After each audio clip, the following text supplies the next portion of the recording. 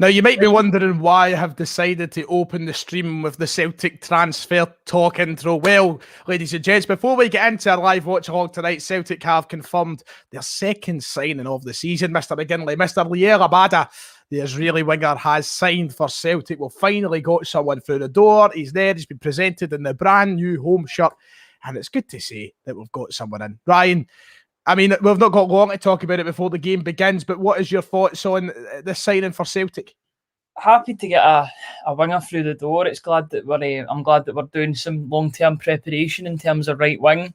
It's good to get a guy in the door, even though we know who his agent is. We know we've been linked with that agent many times over the past. The fact that we've given him a 5-year deal suggests that we rate him really highly. So I'm all for this. And at only 19 years old, he can only get better. Well, we're starting the stream with already nearly 200 people in the chat or in the stream. So thank you very much for coming along, ladies and gents. It's just going to be similar to that Sheffield Wednesday stream we've done. Just have a wee bit of a chat, talk through the game, see what we like, what we don't like, and just have a bit of a laugh, take your questions. I'll throw up comments on screen like this nice new shirt, Ryan. What do you think? The new third top, beautiful, gorgeous. It's just stunning. So we'll throw up stuff on screen. We'll have a bit of a laugh with it. But we hope that Celtic make it free for free in pre-season. We hope that Albion Ayeti makes it free for free tonight as well. And on that note, let's have a look through the starting 11 for tonight's friendly against Bristol City in the brand new. They're doing the ribbon cutting right now, actually. The brand new Bristol City Performance Centre, I think it's called. I hope she's been double vaccinated, man.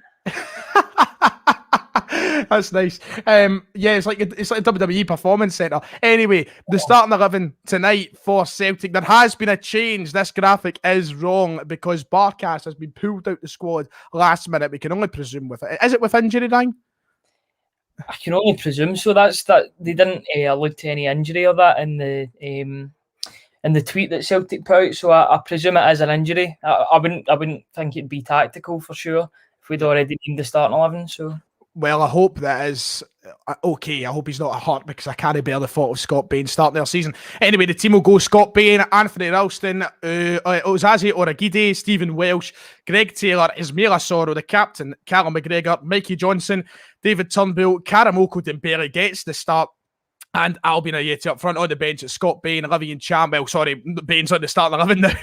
On the bench, it's Cham, Liam Shaw, Scott Robertson, Murray, Henderson, Montgomery, Hilda, and Moffat. So it's a pretty strong team we're playing there. It's close to our best 11 on the park, Ryan. So I'm hoping to see a strong performance from the boys.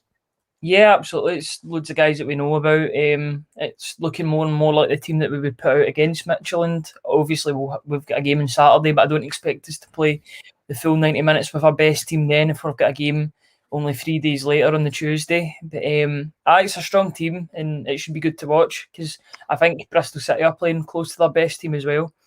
Well, we've got a £2 donation straight away. Thank you very much, Lewis. You're an absolute hero. How are we doing, lads? Look forward to this one. We look forward to it too. I need to start like divvying up the tips for these streams since I'm taking away your timeline. Start getting you like a member of staff on the employment line. So let me know your thoughts into this game in the chat, lads. I'm looking forward to it. We're playing again in that lovely away shirt. We've got Stephen in the chat saying any news in Barkas. There's nothing yet. I'm just hoping it's not serious. I'm hoping it's just a precautionary type thing and try to keep him fine. It's a friendly and they're fucking picked the other. They're making a switch sides. Come on to Christ. Jeez. So Bristol City, do you know much about the opponent? Oh, wait, by the way, before we go any further, we've got Plixie Plox has donated $5, said is Iron not in the squad due to returning from international duty. Can't imagine he'll play next week against Midfield. Well, I imagine he's not in the squad because he wants off. Because he has been training, so there's no reason for him not to. Say that again? He's been training for ages, so... Yep. It's not due to any injuries or that. I think it's due to the fact that we need to keep him all right because we're going to be selling him soon. If Starfelt's had a medical in Moscow today, then he must be on his way out, away to Brentford.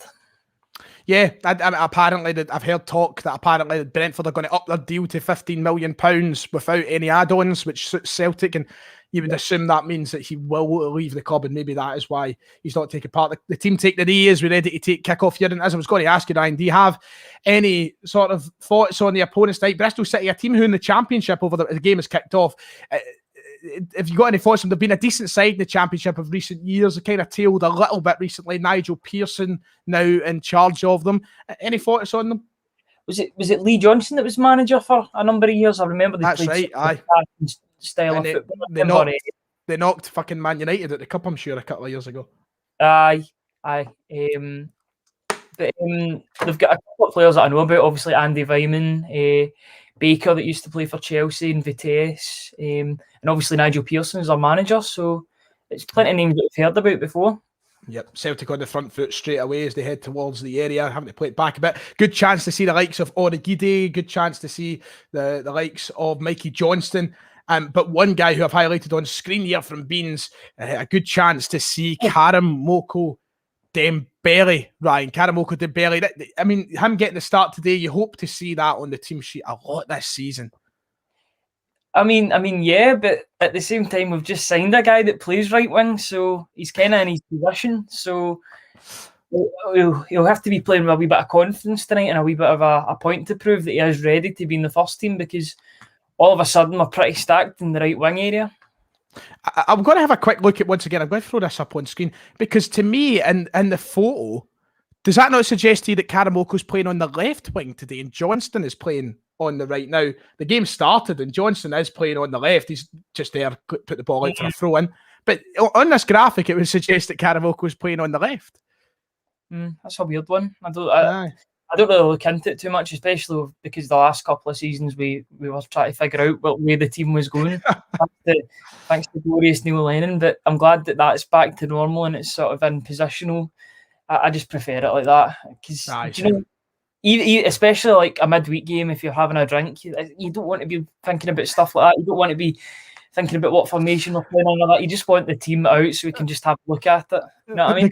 Because you've had a drink, you can't figure it out, is what you mean. You're half cut, you can't figure it out. Decoding me there. A lot of people are talking about it in the chat, and look, it's something that I've not wanted to talk about a lot in the chat. It's not really a matter that I think, oh fucking hell, that was a chat. Oh, mate, chance here at Yeti better than but the Griffith situation, he's been cleared. The police have found no what was the words? They found no criminality in what happened. To me, Ryan, I'm going to be perfectly blunt, just to get it out the way and start off the stream, I still think that they should terminate his contract. I think it should be tore up. I think that he should be out of the club. But I don't know if you share that same view as me. Yeah, I can. I share the same view as you. I don't think he should play another game for the club, whether that be he just sits in the sidelines for the season, or if we terminate his contract, or if we put him in a deal with someone else. I don't know what other team's going to touch him, to be honest. It's all about morals at this point, and I think we got our morals all over the place when we went to Dubai last season. Now we're in another sort of situation where we can do the right thing here, where we can sort of take control of this narrative and do the right thing and let him go, or we can mess it up again and keep him on our books, which is not what I'm wanting whatsoever. So I just hope Celtic do the right thing this time. Some nice football being played here. Greg Taylor on this left-hand side. Some good passing. Hoping to see a big season from wee Greg. Lewis Laird raised an interesting point. You'd think there'd be an official announcement about McGregor being announced as club captain, but there's been nothing yet. Do you think Ange is maybe still assessing the situation as to who he thinks captain of the club should be? He said that his captain was more than likely going to be internal, like he wasn't going to bring a captain in. So I think all of this is just academic, or it's just stuff that's going to happen before we announce him as the captain. But I think it's a foregone conclusion that he is going to be the captain. Even yesterday in the fan press conference, David Turnbull was saying that Cal McGregor's been sort of leading the team through like various training drills and stuff, and training and leading them during games as well. So it looks as if he is stepping into the captain's role, because he's been vice-captain for a couple of years anyway, so it makes sense. It does make perfect sense. Beans has got a question for you on the screen. I'm not even going to bother reading it out because I think it's pathetic. I think it's absolutely pathetic. No, I'm going to totally let down Beans as well here. He's going to be disappointed in two people for two different reasons. I've not watched it in about a week. Hey! And it's not that I don't want to, it's the fact that I've been a couple of episodes behind, and then you get more and more and more, and now I'm going to dedicate something like 7-8 hours to get back on track with it. There is just no way that's happening. So I'm rewatching. I'm rewatching Rick and Morty. I'd much rather invest my time into something like that, you know. I've watched bits and pieces of Rick and Morty, and I do quite like it. But I'll need to get back into it. It's a decent wee training centre. There's no cricket in the background this time. Right enough, no cricket. So I was quite unlucky. I never really got to see much of the last game when we played Charlton. I was of course at Liverpool. In Liverpool, first half I was at Anfield at the time. I was getting the Anfield tour, so I never really got to watch any of the first half. Second half, I did get to put it on. I did get to see bits of the second half, but it was that kind of way. We were in that weird limbo stage of getting ready to go out, so I was like eyes on and off of the screen. So I didn't get to see much. Was it? What was your highlights for that game, mate? What was it, key performers, anything like that? In terms of, I'm trying to think back. It feels like ages ago because I had a big drink after that game because it was my mum's 50th. So I'm trying to think back to that game. Yeah, the first half was a lot better than the second half. Dembele really stood out. Ayeti obviously with his goal as well. Montgomery was great down the left-hand side. He played as a sort of left winger for the first half and then a left back the second half. I think he's the sort of guy that's looking to stake a claim in the team this season. That's some great football again here. Unlucky. But we've started this much like the last game. We're like a house on fire. We're absolutely rapid, honestly. It's great football. It's night and day from last season already. And I know that it's the bare minimum, but at the same time it's really good to watch. It's crazy. I know what I keep saying, that like this is pre-season friendlies, take everything with a pinch of salt. Let's just be calm about it. Let's not get carried away. But you can't help but think, it's night and day stuff, and it's really it's going to be exciting. And I think I want to put the Champions League. Of course, the Champions League qualifiers are important. I'm not saying that, but I'm looking forward to seeing the domestic campaign get underway and us playing like this domestically, because that is where I think the true test and progression is going to come for the first step. Of course, we want to progress eventually in Europe, but right now it's about getting to the point where we're not 25 points behind Rangers. Yep, absolutely. First game's obviously against Hearts. Couldn't get a much tougher game in terms of atmosphere. I know there'll be less fans there, but there still is going to be fans, and they'll try and be double as loud because it's their first game back in ages. And well, in fact, no, they were playing actually earlier on in the week, weren't they, Hearts? And they had fans back. Yeah, they were playing. They played the League Cup, didn't they? They've started their League Cup campaign. Aye, so their fans are quite lucky they've been back. But they'll still, for the first league game back, because obviously they'll feel like they'll have a point to prove because they were obviously relegated early in the season through the voting system. So they'll have a chip on their shoulder and they'll want to make a lot of noise when we come back. But it'll be a great test for Ange and the boys. I'm looking forward to watching us in that game. I'm not going to get involved in the whole patter because it splits opinion. But thank you for the £2 donation, Arod. Thank you, very much appreciate it. Lewis Laird, good question. Let us know in the chat if you're lucky enough. If you've managed to get a ticket for Saturday, let us know. Only 2,000 fans, of course, will be present at the game. I am not going to be one of those 2,000 fans, Ryan. I take it you've not been. I do not have a hospitality season ticket, therefore I did not get a ticket for this game. Is that how it's working then? If they go, no. It's like the paid actors for the Paradise Windfall. Yeah, some of the actors they've had on that. I swear, some of the people that have won that competition, I see them in the Christmas advert. And somewhere. I think that's how they get recruited. They win the Paradise Windfall, and they're like, "You're going to be in the Christmas advert." I'm not having any of this, by the way, because I thought I had a decent enough game tonight. Ryan Passenger for Rod Simons last scene at 6 p.m. at Soccer World. I thought I had a decent game.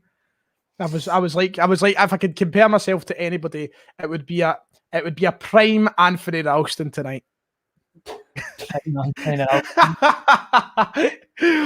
mean, take that as you will. Is that at St Johnstone or something? I don't know. That's it. PSG, mate. PSG Anthony Ralston beats his 5-0 in a Champions League game. That's enough for someone to get a 5-year deal. Mental. Well, look, listen, that's how we work at Celtic. We reward each other we reward the team for the lowest of the lows instead of the highest of the highs. So, you know what, it's just how it goes. For people who are wondering, by the way, just before we go any further, here we go, Cal McGregor, go on, son. Go on, have a pop, son. Shatty sell there. Yeah, what part of you? Are we on time this week? Like, is Ralston just swung it in? Bang, away. you're still a couple of seconds ahead of me. A couple of seconds ahead. That's annoying. See, I wish I could just do like the old stop start, but then it just goes, oh, stream isn't working. I'll try my best to I'll keep my. Do you know what I'll do? I'll keep my reactions. Second delay with what is like. See if a chance is happening. Aye. They keep it 5 seconds until I'm there, because if I'm 5 seconds, yeah. Christ, you're asking a lot. Thank you for the £2 Barry live stream link. Anyone help about the chat if you like. We're watching on the Pass to Paradise because we're loyal season ticket holders, Ryan. Loyal season ticket. We've stuck there through the hard times, like we said we wouldn't, but we did. Yeah, I know. It was like, we weren't going to get our season tickets, and that I was doubting it, and then I heard Ange speak, and I was like, do you know what? We're just going to do it. Cues around the corner as soon as he started speaking. 10 minutes into the game. But as I was going to say, people who are wondering, this isn't going to be a regular thing during the season. If anything, I'm hopefully going to be back at the games all season. So this is just for the friendlies, whenever, just a bit of fun. There was no really any content to make today. I mean, I could have made a video, of course, on the new signing on Leah Labada, but he only signed at 25-7. So thought, I may as well just package it into this and get back with the content wagon tomorrow.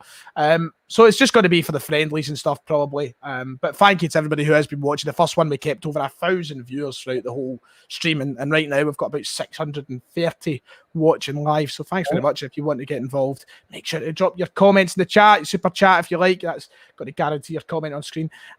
Bye. 11 minutes played. Bristol 0, Celtic 0. We've seen all the ball, really.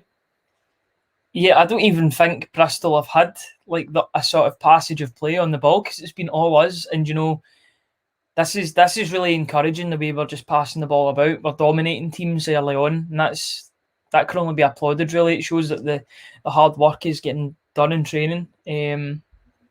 But foul there, surely no. No. It's great that we're dominating the ball, looking to get chances. I'm impressed so far. David Turnbull and Cal McGregor are dictating the play, and Sorrell's getting a lot of the ball just behind him as well. I think right now I'm really impressed with McGregor so far. He doesn't look that tired way that we've seen for a lot of last season. He doesn't look like he's just there to make up the numbers, and that's what McGregor should be the one dictating play. We know what McGregor's like at his best. It's when he's carrying the ball. It's where he's making the plays, and it looks as though he's doing that. And listen, and thank you very much for the £2. The Southie show donates £2 saying crisps. Don't know what I'm meant to do with that, but I like salt and vinegar squares if it means anything. But what I like about this, and once again, I'll stress it in case there's Rangers fans who are thinking that I'm getting carried away and that we're going to be world beaters and all the rest of it. At the end of the day, Bristol City are better than 10 of the 12 teams in the Scottish Premiership. They are... Sure. Oh, you bastard, yeah. Yeah. Close goal, they're better than 10 of the 12 teams in the Scottish Premiership, so it is really encouraging to see the team play well and hold the ball and dictate play against a side of better quality, because it'll hopefully rub off against the likes of Ross County and St Johnstone and Motherwell and all the rest of it. Mm-hmm. Yeah, because I mean, this team are better than those teams, you would say. In fact, that's not even a suggestion. That is the case. So if we can do this against teams like Bristol City, and obviously pressing at the weekend, we can continue to play like this, then we shouldn't have a problem against those teams. Obviously, that's in a perfect world, but obviously games can be more difficult when you get to them. But I'm hold on, sorry, Ryan. I'm just cutting you off. I've got how can you say that Hibs literally beat Arsenal? Where is your logic? Right, come on to fuck. It's pre-season threat. Listen, Motherwell signed players literally for about £10,000-20,000. Bristol City can afford to spend millions of pounds, £2 million on players. Of course, Bristol City are better than 10 of the 12 teams. It's being realistic. That's the logic. It's being realistic. If you want to put Bristol City, and I hate the whole. I've been an advocate for it, in fact. I've been the one making videos on Scottish versus English fans, but I'm not going to blatantly lie and say that in the course of a full season, Bristol City wouldn't be one of the top 3 teams in the Scottish Premiership, because they would be. That's the honest truth. I know Hibs have just beat Arsenal, but let's keep in mind that these are pre-season friendlies. Like, if it was Europe or whatever, I think that we can all admit it wouldn't happen. We've got Derek here saying I agree with Ryan and I'm a Chairs man. It's just being truthful. It's over the course of a full season, Bristol City can spend millions. You know, Hibs Well, are lucky if they spend money on a great depth of players. It's just because of. I'm not saying that it should be that way. If anything, I'd love Hibs to be a bigger team. I would love it, absolutely love it. But financially, it's just nonsensical. It makes no sense. Celtic and Rangers, of course, are better than all these sides, but the rest of the league would struggle to compete with them. It's just due to finances. That's it at the end of the day. If Hibs were in the Championship, then I think they'd be quite a big team, because then they would have, of course, they'd be a capital city team as well. Be like Cardiff, obviously they're Welsh, but they would have access to more funds. Obviously, maybe due to the support. It's just the way the leagues are. Unfortunately, it just so happens that we're a big team up in Scotland. We've got a big fan base and we can afford better players. But that's. I feel like I'm getting myself into a hole here. No, there's no denying. I think if you scrapped Scottish football and put every Scottish team into England, then of course Hibs would be bigger than these sides. They're a bigger club. They are, but they don't have the financial backing to make them better than these sides. Bristol, Preston, these are better sides than everybody else apart from Celtic and Rangers in the Scottish Premiership, because they have financial backing. Their clubs don't. Come on, I thought that was hit there, ball in, but cleared away by the Bristol players. Yeti, that's the sort of chance that a Yeti will thrive upon too. That sort of low ball in. He just can get on the end of that, but he obviously couldn't. Yeah. Okay. Yeah, Mikey Johnson's got. I don't know about you, but he's got a lot to prove to me this season. I'll be blatantly honest. I've never bought into the hype. I really haven't. There's a lot of people who say, "Oh, there's a player there." He's had a lot more chances than a lot of the younger guys at Celtic, and I still don't see it personally.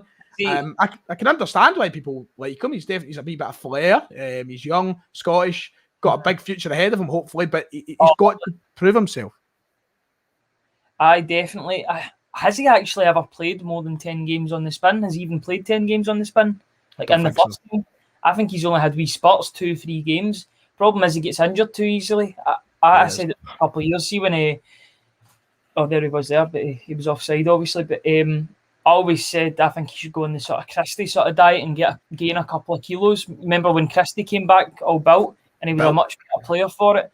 He just seems to get these niggling injuries far too easily for me, and it's stunting his progress. I know you don't rate him, but I think he's quite a good flair player, and he's just been held back by really bad injuries. But this has got to be his season at the end of the day, because the longer this goes on, the more you can only live off.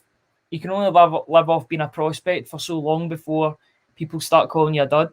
Unfortunately, in football, and he needs to start showing it soon.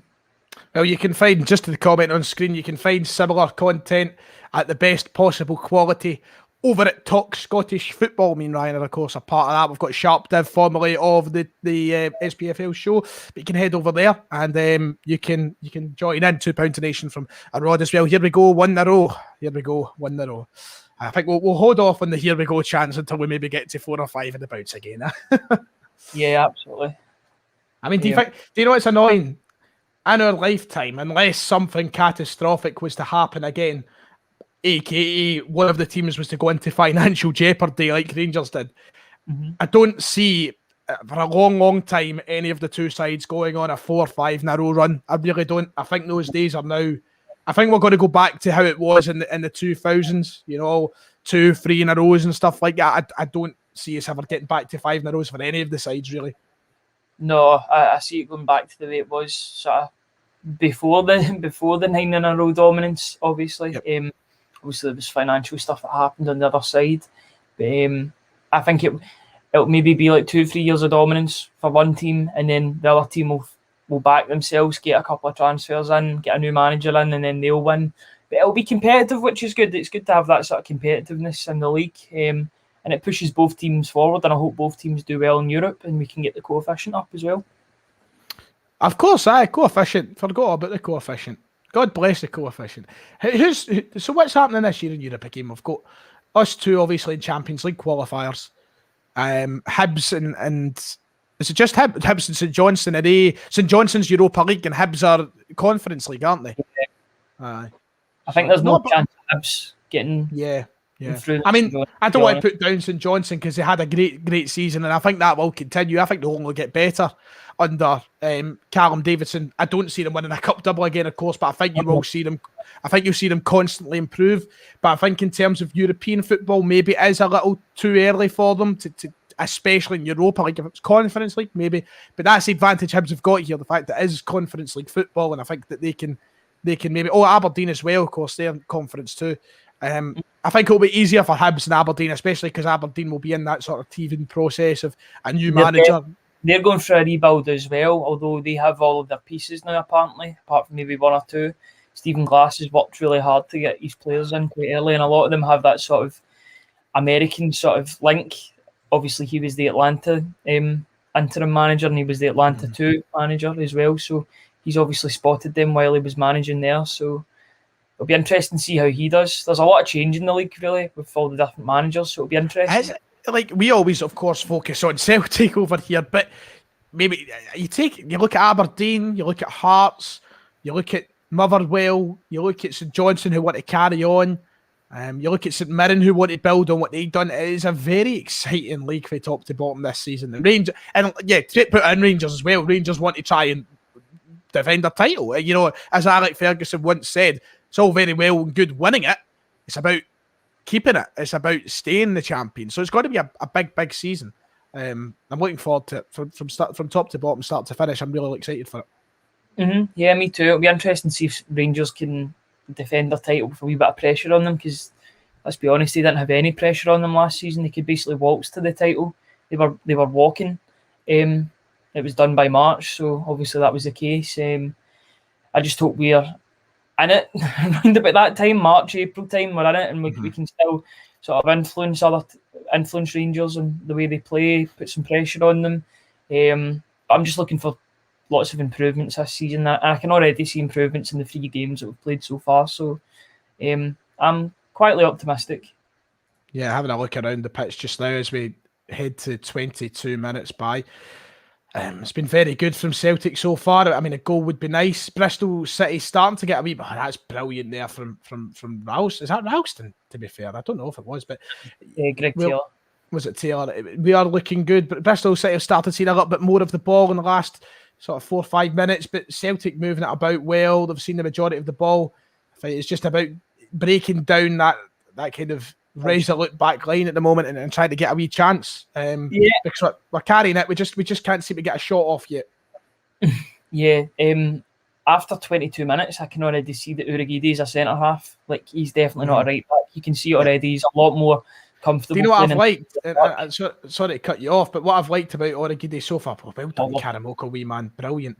What I've liked about him so far is every time he has the ball at the back, he's been looking up, he's been assessing the area, he's been passing the ball well. I like that, and of course we rely heavily on ball playing defenders at Celtic. That's our kind of style in recent years, and that's what Ange wants to do. But every time he has it, he's sharp with it. He looks up and he's moving it. I don't know how much first team action he's going to get this season, but certainly if he builds on strengths like that, you know, hopefully got a wee player there. Yeah, it can only help that we're bringing in some experienced guys with the likes of Starfelt. We can basically talk about him being a done deal now, unless something horrible happens and he's medical. But he's been training, so I don't expect there to be any sort of hiccups with that. So it's good that we're bringing in some experienced heads as well. I'd love to see Vuskovic come in, but if Ange wants Starfelt ahead of Vuskovic, then we've got to back the manager. I was gutted to see the Smalling go on, big man. I was spawning when I seen the whole thing that apparently that he's picked Starfelt over Vuskovic. I was quite disappointed to an extent, although I'm happy with Starfelt and I'll take it and I'll trust the manager's judgment. I was really hoping that we would get both of them. I'd really want Vuskovic. I still think he looks a player and I think we'd be daft to let him go. Of course, you're talking £6-7 million. So it's a lot of money to add into the £4.5 million of Starfelt. So I hope we can get it done somehow. And yes, Tony, I probably will. It would have been nice to bring in the two. Just watching that corner go in, nothing happened. I mean, if you're going to pay 10 million, I mean, we're letting Aya go for 15 million, so why not just get the whole centre back position sorted and you get 5 million left over? So I think there's no denying we need two. We don't need one. I think we do need two. I think that's going. I think the conversation is started to die down about needing to as we get closer and closer to Starfield. But I think that every Celtic fan at the start of this window and at the end of last season was saying, no, we need 2 centre halves. So that's why I'd like to see both come in. Yeah, it's just unless Urigide's impressed so much in training that we're like, we don't need a second one. I'd always like to have a second one in. It's good to have, well, Starfelt will be more like the finished article than Vuskovic, but you want that sort of asset in the centre-back position that we could maybe make money on 3-4 years' time, or 2-3 years rather. So it'd be good to have a wee mix, but I think if we're going to sign 2 in one position, it's going to be in right-back. I think we're on the lookout for 2 right-backs. I think it'll be the 2 French right-backs, to be honest. French boys. I wouldn't mind that. Wouldn't mind that at all. Yeah, because I would much rather trust Fabrizio Romano with his sources than the French media and the Scottish media. And he says that we're still in for Brandon Soppy, so I'm just hoping that'll get done in the next few days. I'd love to see Soppy in this team because he looks an absolute player. He's a sort of running machine that we need at right back, and he'd suit Ange Postecoglou's way of playing to a T, so that'd be good. Is that a sub we just made there? That Montgomery? Dijk, I was wondering, did we make a sub? Christ. I'm guessing. I don't even know. I didn't see anything, but then I did see it pan to somebody that I didn't really recognise. Number 54's Montgomery. So who's came off there? Was it? Who's went off? Somebody. I was thinking, is it Mikey Johnson? Because it is on that left-hand side that Montgomery is over it just now. So that's just what we were talking about. That is precisely the thing we were talking about. He gets wee knocks all the time. I mean, I'm presuming it is Mikey Johnson because I've not seen him down this side yet. But it's Johnson. It's Johnson. How many times does that happen? It doesn't help him, of course. It is a gutter. But Christ Almighty, it's they come thick and fast. That's the thing. It's not even like it happens once in a blue moon. It's proper all the time. It seems.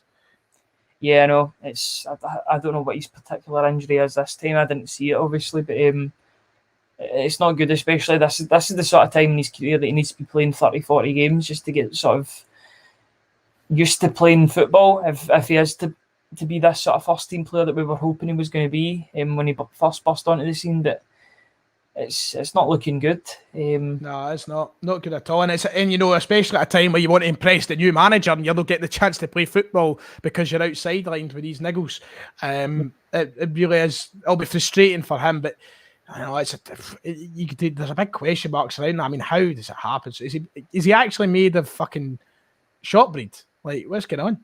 I don't know. But it's not ideal for him. It's not ideal for the team. I'm just having a wee look to see if there was any. Well, I've had Greg's comment up on the screen for quite a while, and I wanted to raise a point about this. So he's asking where's Ayer off to. It looks as though he'll be heading to Brentford, who've just been promoted into the Premier League, of course. But it is really sad to an extent that that's how football has went. Nothing against Brentford because I really like Mr. Frank, who's been in charge there for a while now. I like his football, and I like what they've been doing as a football club. But there is no convincing me. Good pass there, by the way. Oh, go on. Somebody get in the end of that, man. Jesus. Loose balls. Football, there's no convincing me, or there's no explaining to me why either Celtic or Rangers should be losing football players to the likes of Brentford. And now, I of course, I understand why. It's financial. We can't compete with teams in Premier League money, of course. That's the case. But Brentford Football Club, football players wanting to actively play for Brentford over Celtic is sickening to me. It really is. I'll be blunt about it. I just can't understand it. Money talks, and it's a chance to play in the Premier League. I just want it to be that way it was in the early 2000s, Like when we got Sutton, we got Hartson, we got Thompson, we got Lambert, we got those guys playing for Celtic. I want those days to return, Ryan. I want us to be able to attract the best. And the same with Rangers. I want Rangers to be able to attract good players and get us to be in teams that can compete in Europe and all the rest of it. But we're losing out on the likes to Brentford because of the constant commercialisation of our game. I mean, it is that in part, but it's also due to the fact that Brentford are a very well-run football club that do so much work behind the scenes with their tracking of players, with their analytics. I mean, I think it's a perfect move for Ayer, I'll be honest, because you'll get tons of time on the ball. You can play next to Pontus Jansson. I don't know who's the other centre back in that team. I would imagine he would walk straight into that team if they're paying 15 million for him. I think it's a good move for Ayer. I know Brentford historically aren't a massive name, but they're one of those emerging sides that are backing their man, and he will get to play with Ivan Toney after all. Fuck him. I've got nothing against. I just hate the way Celtic fans go whenever a player wants to go. No, I'm certainly not bitter about it. I'm happy for Ayer getting the move. I think it's great for him. It's a great move, as you've said. It's just football in general. I just hate that we've got to the point where Celtic are just a. And of course, it's where we find ourselves in. But I'm not saying it's. I'm willing to adjust and I'm willing to do all the rest of it, and I'm happy to be that sort of. I don't know, but I just hate being the sort of stepping stone, man. I want us to be that way. We missed out. I've narrowly missed out on an era for Celtic where we were in a European final, for Christ's sake, and we had players like Larson. We had players like. I mean, I was like 4 or 5. I was 3-year-old at the time, but. I just want it to be like that, man. I want players to go, no, I want to play for Celtic. I don't want to move to the Premier League. I don't want to play for the lower half of the Premier League. I want to play for Celtic. I want to see that for the rest of the Scottish game. Chance, go on, big man. Fuck me. I love how the silence falls as both of us are at different parts of the attack. Yeah. No. Fucking hell, man. It goes to a dangerous area and there's nobody there to attack it. Is it the lack of a clinical striker? No, because Ayeti is a clinical striker, or he has been the past 3 games, or the past 2 games rather. But I don't know what's the problem. We just need to crack this. I think once we get 1, we'll get 2 or 3, but we just need to get the first goal. Aye. It's that way as well. As I said, I'm not going to read into things too much. What I will say is Bristol are going to be knackered after this. I think, is this their first game this season? I think so. I believe so. They're going to be knackered after this because we are spraying the ball about and they're chasing. And we're giving them no time on the ball as well, which is good. I think that's the point you sort of alluded to, Ryan. Do you feel Ayer will do well at Brentford? Because Brentford bring in players you've never heard of and sell them for big money. Ollie Watkins, now they've got Ivan Toney. You can look at, what's the boy, Villa centre half? What's his name?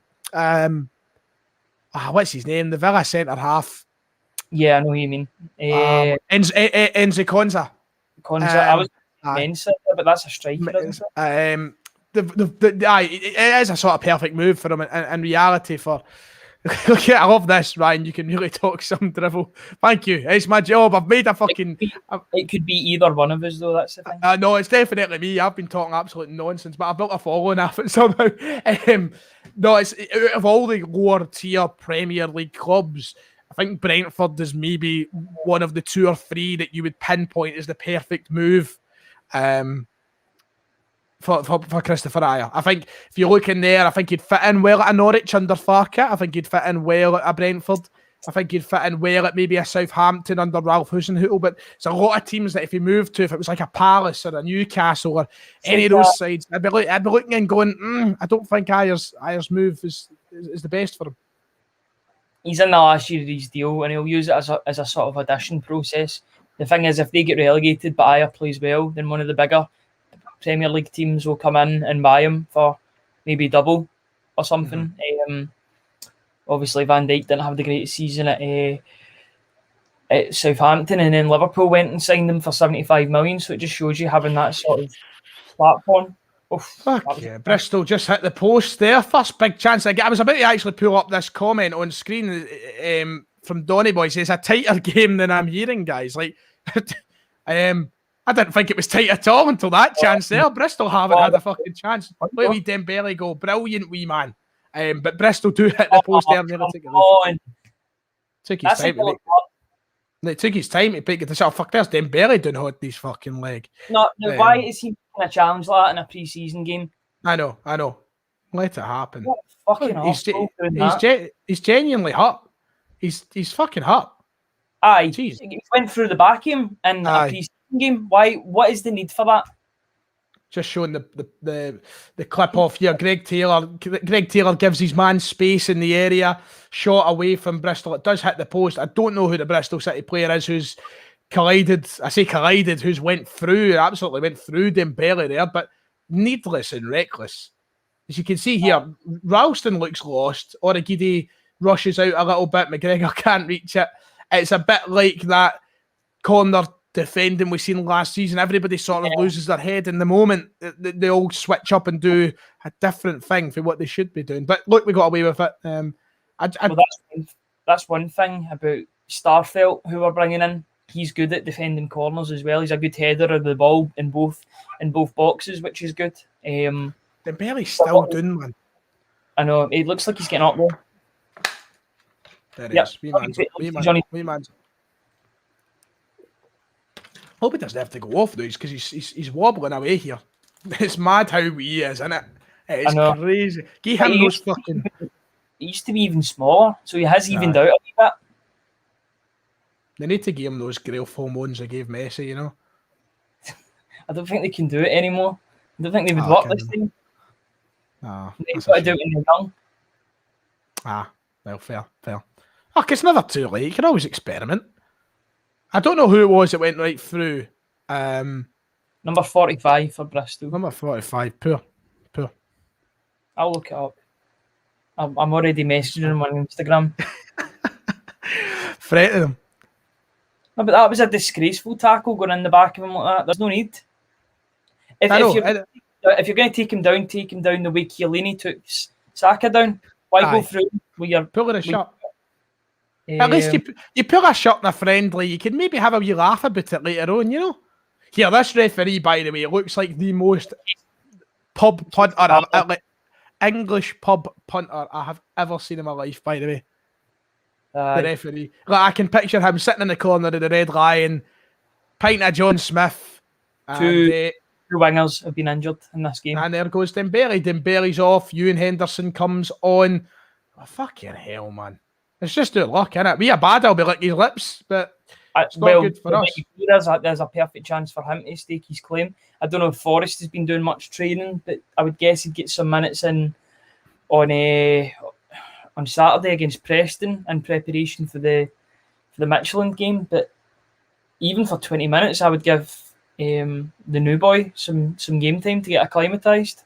I just don't understand why he's went through Dembele like that. Now the boy's off injured. You must be looking at your. I just don't like. He's standing there like, obviously be thinking, I never intentionally meant to hurt him, but come on to fuck.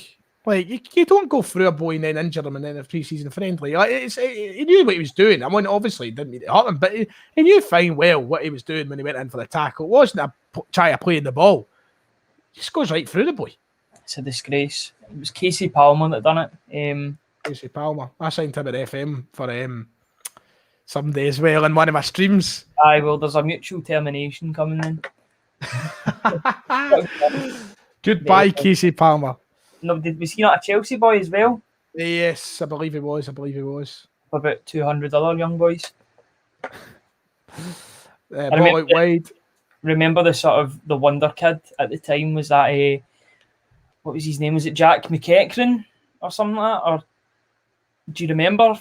Aye. There was Josh McEachran, then there was Josh McEachran. I just want to pull this comment up on the screen because I'd like to screenshot it later on, saying that Ayer will never go any further than Brentford. I can guarantee the boy will go further than Brentford.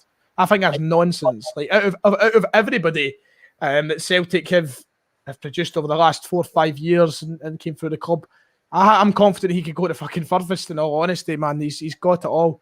He's got the perfect mould for a good manager to sort of improve upon, because he's got all the fundamentals in terms of physicality and stuff. See the amount of last minute tackles, clearances, blocks that the guys pulled off. His ability with the ball. I think the only thing he does need coaching on and to improve on is stuff like set piece defending, stuff like that. Concentration at times as well. I mean, once you get that, man, you've got a fucking player there. We've got a Bristol fan in the chat though. Is that the old Bristol badge? Christ, I've not seen that in ages. Yeah, I quite like the new one though. I think it's quite nice. I'm like, at first, I remember when like all the teams started like changing their badges up, I was like, brilliant. All these ugly badges are away, but I'm a fool for like a lot of the retro stuff. I wasn't a big fan of, do you remember like even like 15 years ago, literally so many English clubs had like the coat of arms as their badge, and they were just so barking. Like Wigan had it, Burnley had it, and it was just horrible. It was just I think horrible. Arsenal's was one of the worst one. I think Arsenal's change up was one of the best decisions. Did you not like Arsenal's old one, no? It looked like a carpet at the back of it. I liked it. I liked it. It looked like a carpet. I mean, I suppose their fortunes haven't been great since they changed it, but I think the new ones are a lot nicer. I quite like the majority of the new badges. I even like the Juventus one. I know that's controversial, but I think it looks slick. I don't think anybody in the chat is, or anybody in the stream is trying to claim that Ayer will be the level of Virgil van Dijk. But what age is Ayer just now? 22, 23, I think. We didn't sign Van Dijk until he was 23. Mm-hmm. So he's still got the time to improve as well. But Van Dijk was one of Van Dijk is a freak of nature. Like there's no one like Van Dijk is one of the greatest centre halves of our generation. For fuck's sake, yeah. Like, there's no like it'd be hard to say that Ayer will ever be that kind of player. But I can certainly see Ayer heading to a bigger club, whether it be in England, whether it be in Europe. I think he's got those years ahead of him to do it. It's not like he's suddenly going to go to Brentford and be shit. Watch by the end of the season. I've jinxed it. I think Ayer, when he leaves, he can leave with his head held high, because he was one of the guys that was actually trying last season when a lot of other players weren't there. He was always there. Aye. Oh, that's a handball, ref. Aye. He was one of the ones that was wanting to leave even that season, but he was convinced otherwise to stay. So fair play to him for staying and trying his hardest. And he was the guy that scored the winning penalty that got us the quadruple treble. So name, I would say. Yep. We're approaching half time here. We'll run through a bit of the game in a minute. Lewis Laird, I'll come to that in a second. But Gavlar said he's dropping the 100 like. Thank you very much, Gavlar. And a big reminder, if you are here, we have nearly 800 viewers. So 100. Oh, unlucky big man. I thought I yet was. I don't know if we scored there. I already knew we weren't scoring there. Sorry. What about that 5 second delay? I'm sorry. But, we've got nearly 800 viewers in a year. Let's get liking that like button. Press it, like the like button, whatever it's called. I don't know. Press it though. Helps the channel grow, helps more people find the content. It would be much appreciated. Oh, it takes a second just below the video. Press the like button. And we'll get a new podcast. We might be doing a phone in this week. We'll see. We've got a podcast out the weekend. But yes, Liz, I have hit Ayer with the 118 curse. I shouldn't have opened my mouth. Oh. Going in for a tackle there, Soro. Again. Nasty bastards, right? Nasty bastards. That's what they are. They're not really starting off well in this new stadium with their horrible play. Is this their training ground, I guess? But it must be. Well, the official name is the Robins Performance Centre or something. So I can only assume it is their new training ground. It looks nice. Looks lovely. Looks really nice. That's lovely. Oh, no. Again, bad tackle. It's just not falling in the final third, is it, for Celtic? It's like we're doing so well, we're building up play really nicely, but you look at that Bristol back line, they quickly rush into what is like a back five, and then they've got the two holding midfielders really tight ahead of them, and the traffic in the middle has just been too much for Celtic to try and get a shot away, get a chance.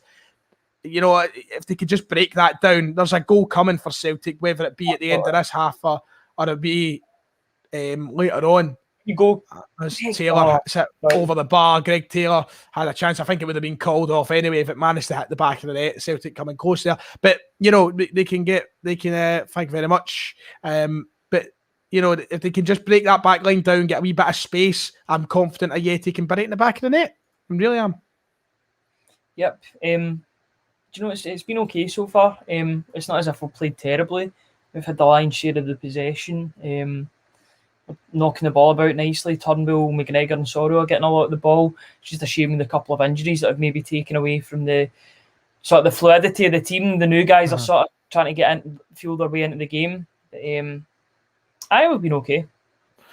One of the Bristol City players down just now. Don't know what's happened there. Must have took a knock. Sorrow's smiling away as he does. Sorrow just never has any other facial expression but smiling. No. It's great.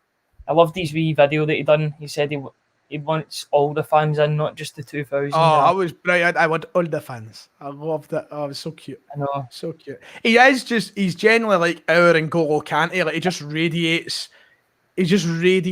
happiness. It just so happens that he plays in the same sort of position as N'Golo Kante. And the same sort of role as well. Like they're virtually the same player, and obviously he's nowhere near as good as N'Golo Kante, but he does all that running, he intercepts, he hangs back a little bit. He's literally like our wee version of N'Golo Kante, and I love that.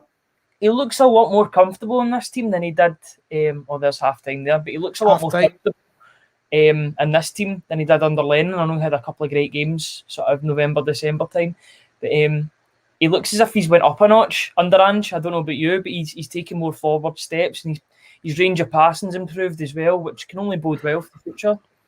Well, it is half time. We seemed in sync there when you said there's half time, so I'm hoping maybe we've managed to catch up with each other along the way. But we are heading into half time now. It's Bristol City 0, Celtic 0. As I said, Celtic have had the lion's share of possession.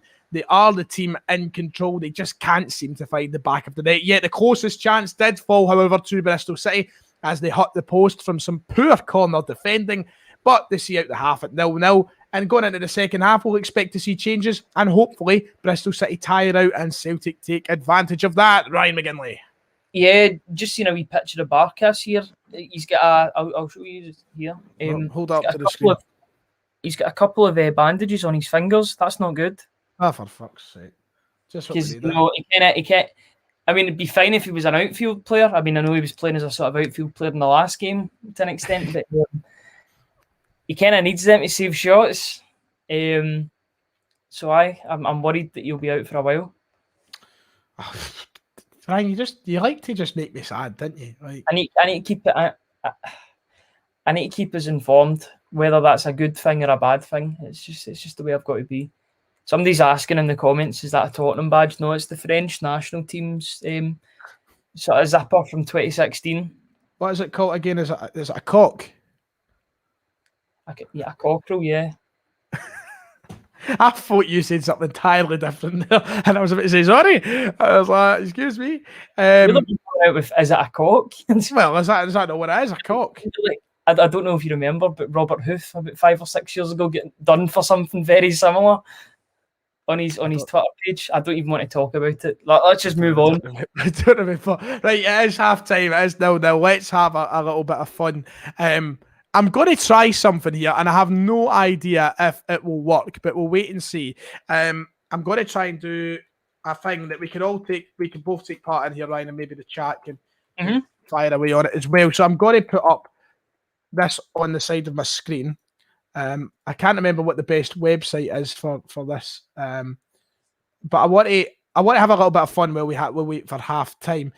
Look, I'm just going to go for, is this? No, okay, we'll just go with the top one. That seems like it'll probably do, and I'll go into this. Right, okay. Right. Hopefully this works now. So I should be able to go share screen, and I should be able to go over to here. Screen 2. Window. Nice. Right, okay. Share the screen. And then, aha! Here we go. Right. So we're going to have a bit of fun here, Ryan.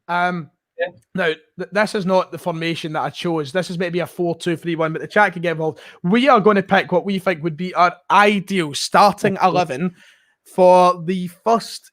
I was going to say Tuesday, but we'll go for the first game of the season. We'll go for the game against Hearts, taking in mind that we'll have transfers through the door.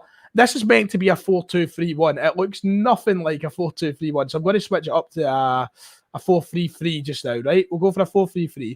And we'll just go from there, and we'll have a little bit of fun. We'll try and select some players who could be in that game against Hearts. So start from the back, Ryan. I think in goals. Are you expecting us to sign it? You expecting us to sign anybody though? No. I think Barkas has been given that sort of vote of confidence by the new manager, so I think he'll be first choice. Okay, nice. Right back, who would be your preferable starting right back? Now, I know there is talk that we're in for 2. There's talk of us being in for Brandon Soppy. There is talks of us being in, who's the other boy called again? Bowie. Bowie. So you have the choice of the two. You have Anthony Ralston as well, if you like. Personally, I'd be going with Soppy. Soppy, yes, I'd put Soppy there. Soppy. We're having wee Soppy in there. That's only because Fabrizio from Romano's still mentioning his name. So, So we've got people in the chat saying, Soppy or Bowie. I mean, we've got Evan suggesting perhaps maybe Soppy left back. Yeah, I was actually thinking left back. But we'll come to that. Centre half saying for against Hearts. What would be your ideal situation? Because I think right away we're going to talk about Starfelt. He's surely he's going to be in there. But who joins him, Ryan? Who's the player beside him? In an ideal world, though, does this include injuries? Is it going to be a realistic one? Or... Realistic starting 11 for the first game of the season. Right, so obviously Julian won't be Julian's fit. Out. Now, I think the majority of people will come ahead and say, the majority of people are going to come out and say, well, can we dream? Can we dream and maybe say Vuskovic? Oh, but you see with the way Ange plays, now I know this is going to sound terrible, Beaton isn't the worst option for the way Ange plays. Oh, controversial. I know he's bad defensively, but would you take that hit? I think if I was to pick out of Welsh and Beaton, I'd be picking personally Welsh. Personally. Yeah, but I do understand what you're saying, though. To be fair, Welsh had some of the best stats in terms of the team for passing last season in the games that he played, so he probably will fit into Ange's thinking. So we're going to go for Welsh then? Yeah, go for Welsh. Go for Welsh, right, okay. Left back position. Is someone coming through the door? I mean, ideally, we were hoping it would be this, wouldn't it? We were hoping it would be that. Yes. We were hoping it was going to be Aaron Hickey over on that left-hand side. Can I put a Boy in there? Okay. Or you can put Soppy in at left back. Soppy in at left back. Yeah, and put Boy in at right back. Boy in at left back. Okay, right. I can see he's doing that. I think a lot of people, why not give Greg Taylor a shot at left back this season? I think that Greg Taylor will definitely get more than a handful of chances. I think. Give him a chance. Well, here, do you want to answer that comment, Ryan? For fuck's sake. I don't even know what to say to that. You've got a hater, mate. 1690, that guy lives over like 500 years ago. He lives in the past. Okay, so we'll go with Bowie and Soppy. I don't know if anybody's... We've got Liam McBride. I think it's Liam anyway. He's saying... I might be wrong. Just take a complete guess, but he's saying Montgomery. I mean, I don't think Montgomery should be starting the first game of the season, in all honesty. I think that's a problem. If he's starting at the first game of the season, it shows that we haven't fitted well. To be honest, can I be completely honest? I think the problem is Welsh starting the first game of the season. I think that's a lack of preparation. I don't think Welsh should be one of our starting players this season. I really don't. I think we still need two centre halves. I'll die on that plane or boat or whatever you want to call it. That boat that Matthew Duff wants to sink. Yeah, exactly. Right, in the middle, I think that the general opinion will be this, right? It'll be Sorrell here, it'll be McGregor here. You assumed there.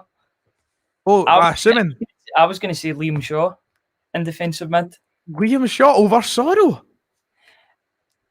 I'm 50-50 because I do like Liam Shaw as well. I like Liam Shaw. I like Liam Shaw as well.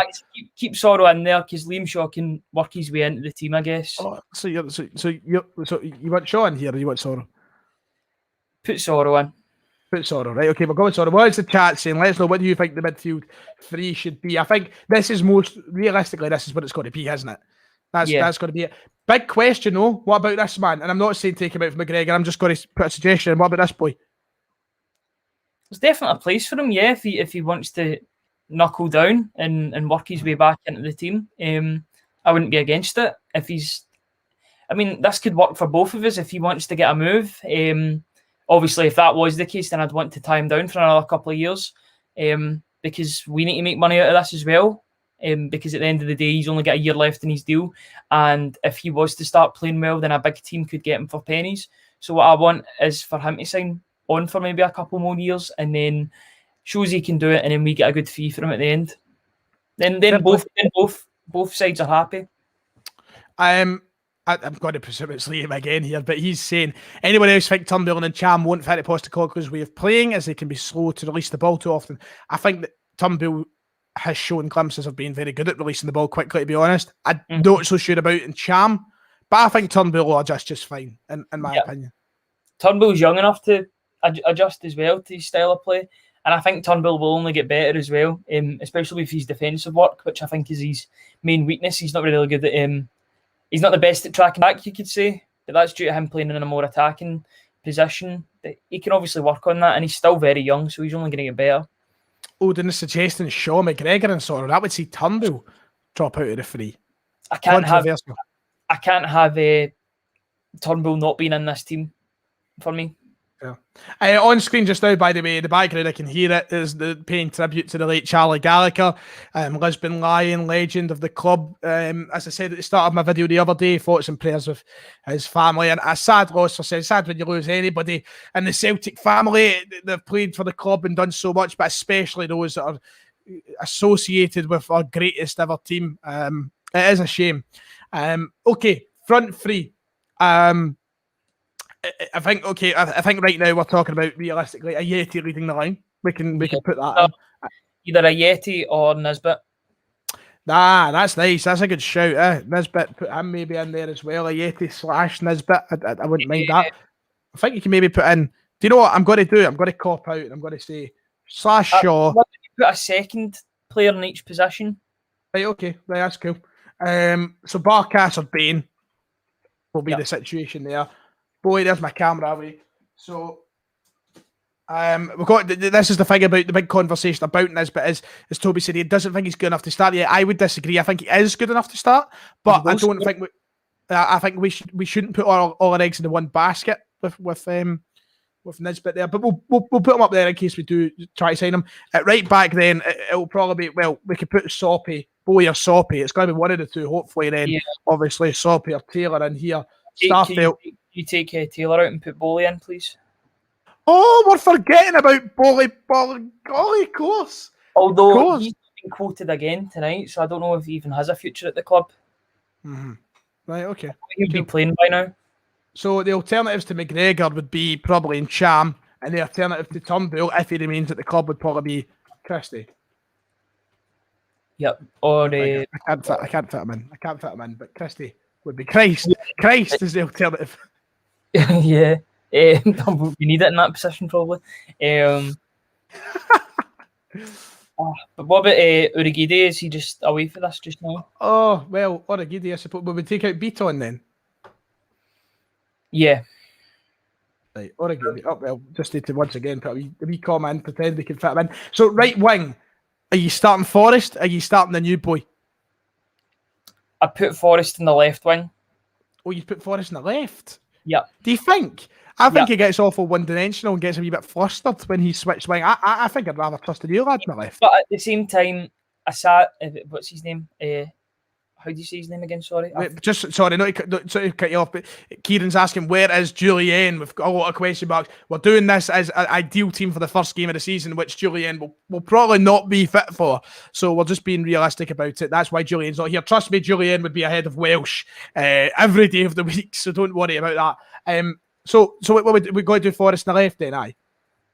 Yes, please. Forrest on the left, and then Abada on the right. Yeah. Okay.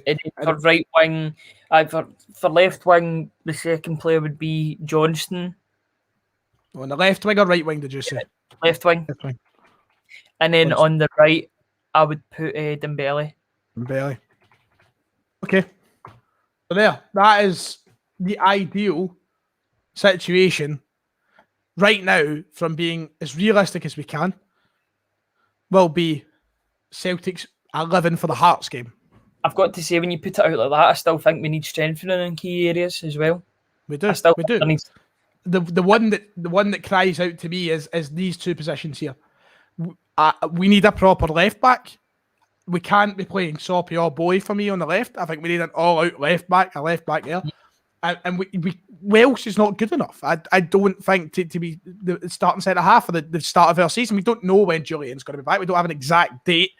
I think that we Yeah, a lot of people are talking about Edouard, that we've left out Edouard. Yeah, I suppose if Edouard stays, of course, his name is first there. It would be Edouard / Ajeti. You could even take out Nisbet and put Edward there just now. Okay, there you go. On understanding that it might stay at the club. So there you go. There's the 11. That I think that moving up the park, I'm fairly comfortable. I'd be happy with another left winger coming, but I'm fairly comfortable with the midfield onwards for the start of the season. But this back line still gives me severe nightmares. We need a centre half. We need a left back.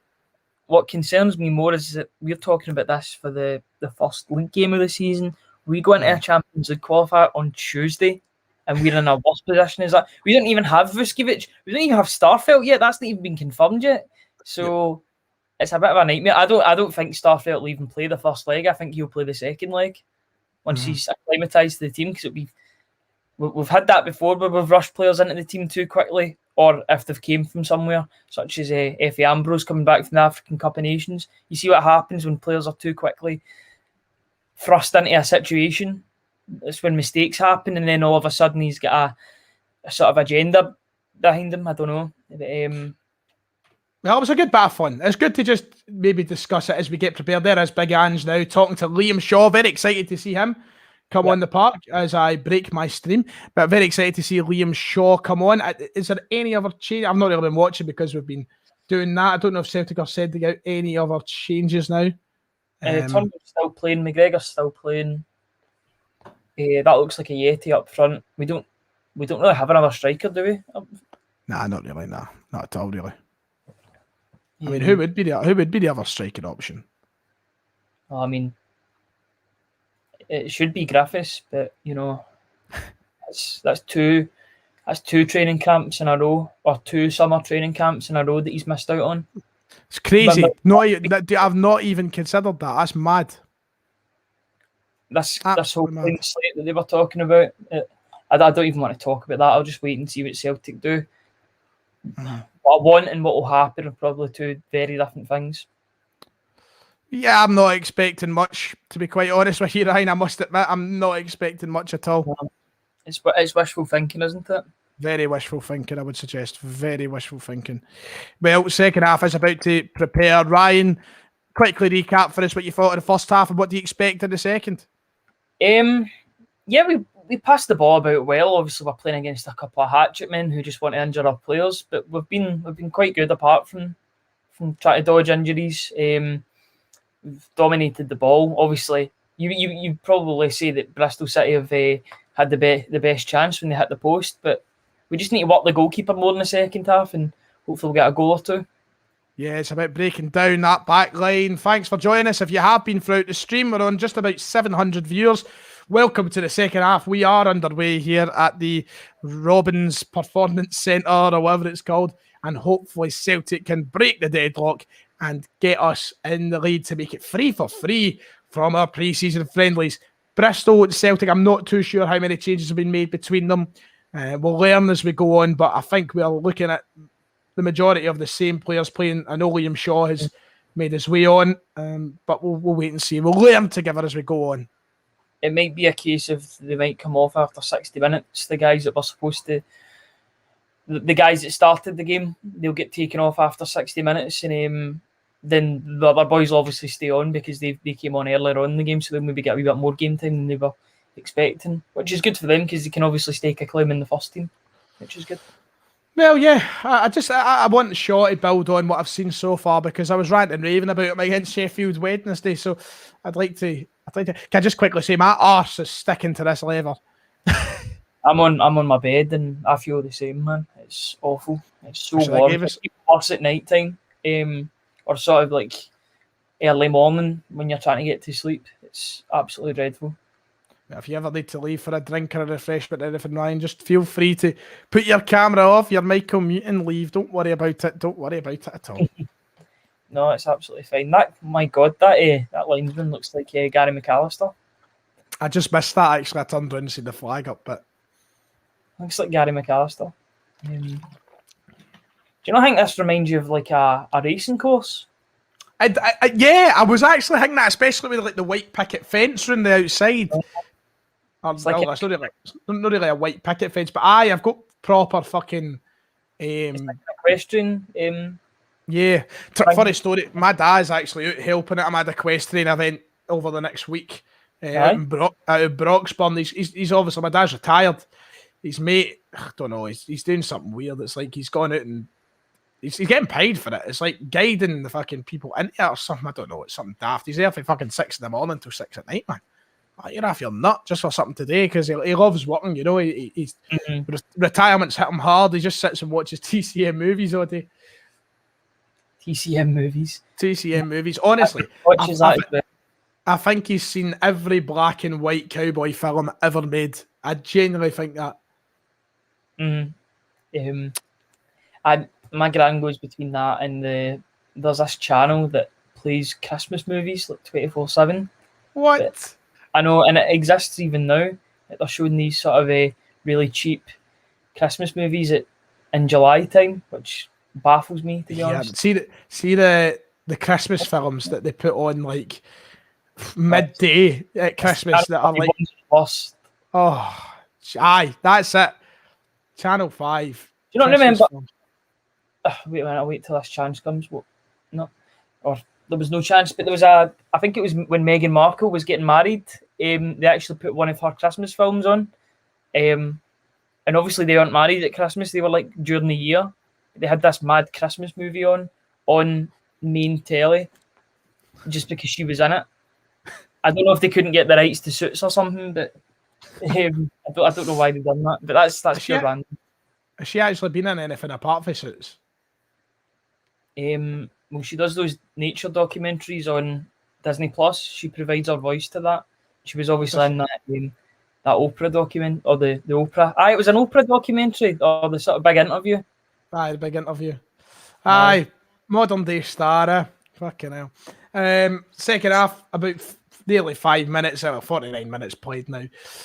Second half started with Bristol seeing the majority of the ball. Celtic have tried to swing the ball in the box, create a wee chance, but Bristol fairly comfortable in possession just now. I thought the goalkeeper was going to make a hash of that one there, but just as I was saying that, but I'll tell you what, that Bristol City goalkeeper kit is absolutely gorgeous. I love it. Stunning stuff. It's a Hummel that's their kit manufacturer. I think so. I don't know about you, but I always think of Dundee United and Hearts when I think of Hummel. The sort of arrows they had on their tops. Remember the wee arrows that went down the sleeves? I just think of Denmark. Aye. Because obviously it's a Danish company and they've always made and always will make the Danish kits. There's a couple of classic brands. Was it All Sports as well? That was a Hearts. Aye. Remember Hearts?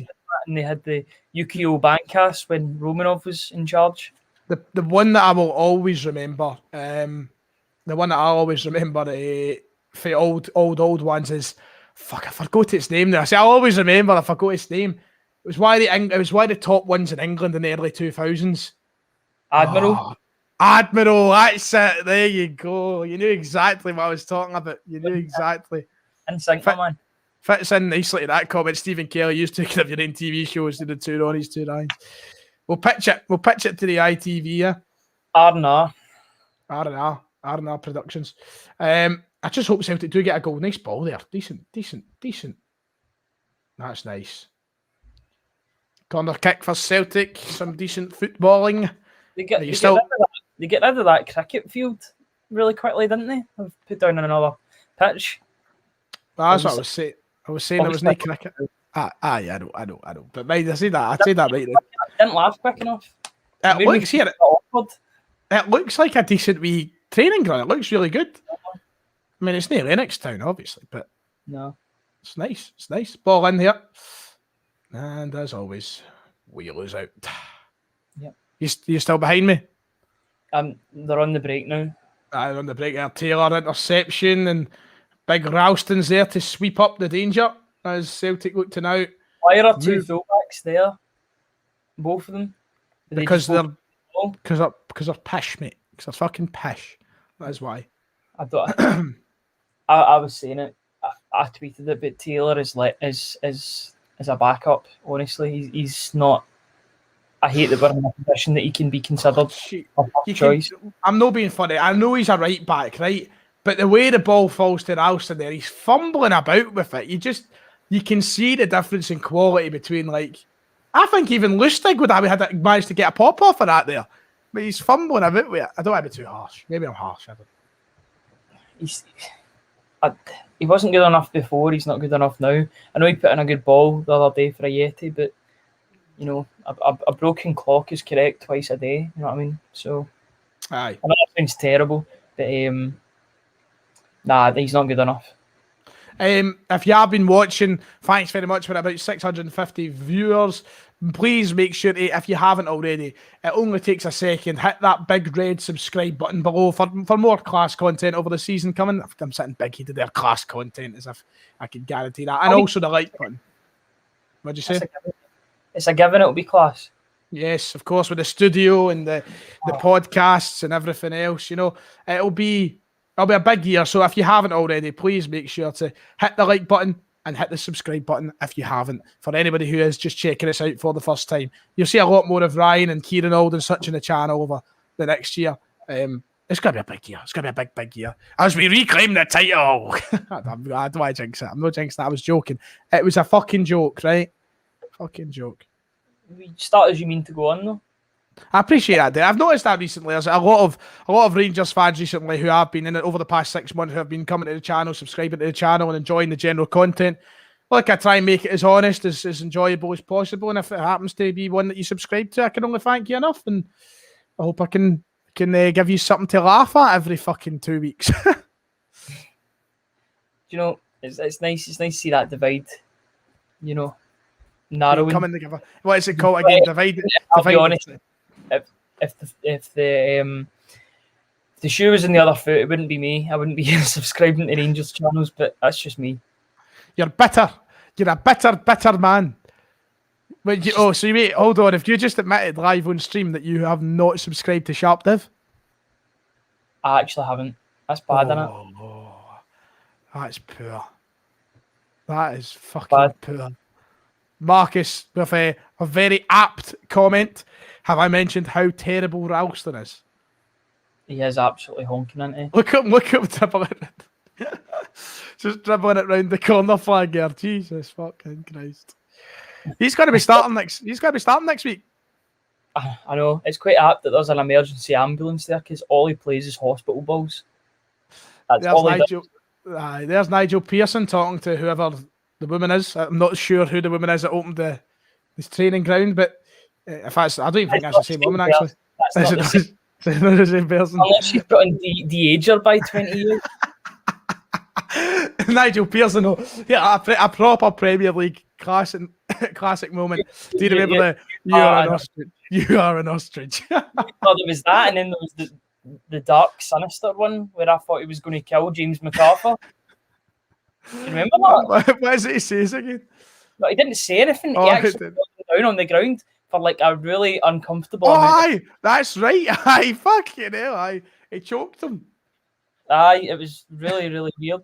And with every second that passed, you were cringing just a wee bit more. Yeah, he was in Belgium for a wee bit as well. He had a job in Belgium for about a year or so, I remember. Did he? He's a bit scary, isn't he?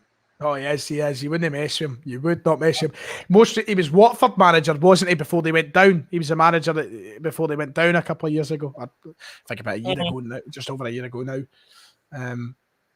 He's a weird manager. He is, because I've seen him do some decent jobs and stuff. But remember, he was in charge of Leicester, of course. But just as it looked as though they were going to go down, and then we had Mr. Claudio Ranieri came in and he took charge and ended up winning the fucking league. I know. Remember, he had Esteban Cambiaso in the midfield. That's right. He was in charge when they pumped United 5-2. That was some game. Was that when the best goal was scored by a Man United? Di Maria. That chip is just gorgeous. Shame he went missing after that. Who else? I know. To be fair, there was a lot of mitigating factors in Di Maria's collapse at Man United because his house got broken into very soon after he arrived. So he never really settled. That's always what he says when he's talking about it, but he doesn't like Man United at all, if you ask him. No, he's a snake.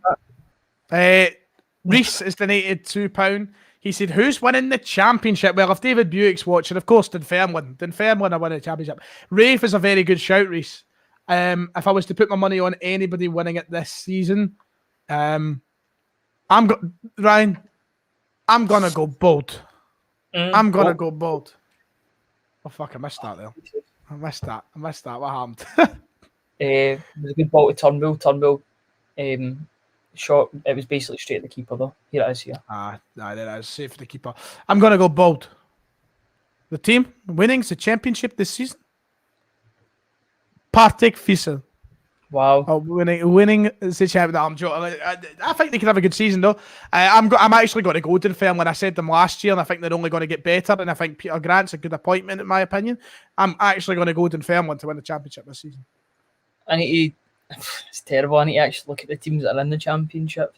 Oh, you've got the big hitters, but Dunfermline, Kilmarnock, Hamilton, Rafe, who done really well last season. I'm going to go for Dunfermline as well. You got to go for the Pars. Buick ball is in full force. Was that Ralston of all players who just misses there? No, it wasn't. It was Adam Montgomery. Shot just wide. The ball comes in from the corner kick. Liam Shaw does meet it, comes down, doesn't quite make it a goal scoring opportunity, but a pass out on the edge to Adam Montgomery goes just wide as Celtic could have taken the lead. 1-0. Still 0-0. Yep. It's nice that we're attacking a bit more in the second half. A bit more purpose in our play. I just want the first goal. I don't know what the sort of changes are going to be in the next 2 minutes or so, if it's going to be 60-30 with the sort of subs that are coming on, but we've not really got a striker on the bench, so it'll be weird to see what happens with that. Do you think Ayeti could last the 90? I'd like to see it, to be honest, because if we're going to have him last for 90 minutes, then it has to be this game instead of the Preston game, because there's no point in taking that risk when the game is so soon after. I would give him maybe a half on Saturday. But, he does look a lot trimmer, doesn't he? You just see it every single game from last season. He looks as though he's just lost a shitload of weight. Yeah, he looks a lot better. He said he was training in the gym a lot during the post-season. So it's good that he's putting in the work, and it looks like it's paying off, because you can tell, like, there's a lot of players, and I really like this about Albion Ayeti. There's a lot of players who come to Celtic and that aren't brought up in the Celtic family. They're not Celtic supporters. They might be from overseas or whatever, but there's a lot of players who come in, and if it doesn't work out for them, they don't put in the effort. They go, do you know what? Don't like it here. I want a move. I can go elsewhere. I could do better. But Ayeti, clearly that's bugged him. It's bugged him that he didn't do well last season, and he's wanting to work on it. He's wanting to do better, and he's certainly putting in the effort for it. Yeah, definitely, and it's good to see. I'm glad that we're not just totally flinging away the $5 million that we spent on him by transferring him out again. Because there obviously is a player there. You watch his clips at Basel, which was his best period. Some of the goals that he scored goals from everywhere. Headers, long shots, some great passing play, tap-ins. He could score any type of goal, so it's good that we're starting to see him look more comfortable in a Celtic shirt. But at the same time, he did look good at the start. It's just injuries killed him, and then he came in when we were an absolute shambles, to be honest. But he came back in after his injury when we were in absolute bedlam. So it must have been difficult for him to acclimatise. And he's been staying in a hotel for the past year as well, so that can't have been ideal for him either. And there's Bristol City changing all their team basically. Yep, there's the whole squad coming an hour into the game now, lads, and there is changes being made. They are throwing them up on screen actually. So there's the changes. Bristol City will be playing O'Leary, Viner, Moore, Pring, Nurse, Masengo, Baconson, Jana, O'Dowda, Bell, and Conway. I have never heard of any of them. I've heard of O'Dowda. He plays for the Republic of Ireland. Apart from that, no, I don't recognise any of them, but that's the only player that I recognise. It doesn't look as though Celtic are making changes at this point. No. It seems as if we're just sticking with it just now. Now we've got the uphill battle of playing against a fresh side. Which will be interesting. It will be. But that It's a good test for them, though. It's a good test for the players. guy's got the same hair as that guy for High School Musical. What's his name? Chad? Chowdhury. No, what's his name? What's his name? I don't know. I'd controversial. I don't like and never have liked High School Musical. Grow up. There's Celtic's bus coming up to pick them up. I know. I didn't grow up. I've grown up. That's why I don't like it. Oh, they're great. I can't believe I've not remembered his name. That probably is a good thing, actually, that I don't know his name. That would look terrible. I don't even know. I'm talking to someone with a pish, man. You're talking poo-poo. Yes. Or a shampoo, as they call it on Kerrydale Street, because there's a filter when you type in a swear word. I can't believe that you've actually got an active account on the Kerrydale Street forums. And do you know, I haven't even made up a username. I actually just use my real name, and I realize how bad that looks. Do people ever go like that? Are you that Ryan McGinley off that podcast? Oh yeah, I get so much publicity on there. Do you know, I'm a bit of a legend on there. No, I'm only joking, but do you chat away? Do you chat away to them? Hello. If I'm annoyed at something, I'll post my feelings. But I've only posted about 60 times or something. There's people 60. Yeah. Oh fuck you! I know why, because there's people who've probably got about 7,000 posts, but that's not even that much on there. There's people that have got about 100,000 on it. Jesus fuck! I know, it's mental.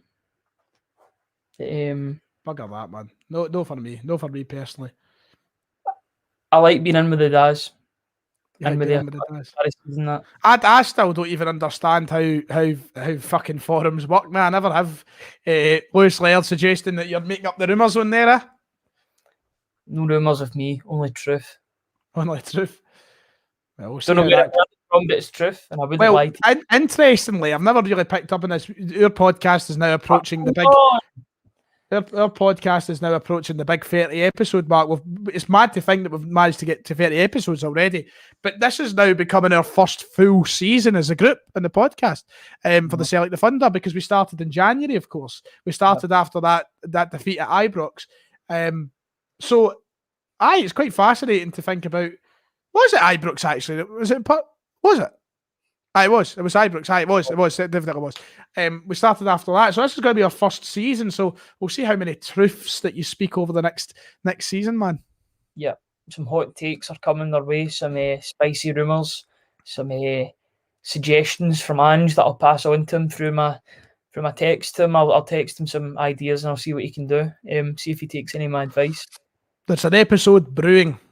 There is an episode brewing. It will be there one day where me and Kieran Aldwell. I'm waiting for the episode where we all start arguing about something, like, because we're all like similar minded and we agree on a lot of things.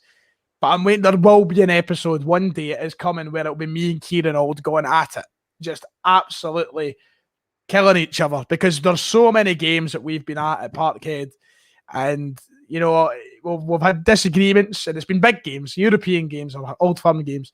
And we have been absolutely going at each other with difference of opinion. So I'm looking forward to seeing that happen one day on the podcast. And I'm looking forward to Kieran Aldwell and truly put me in my place.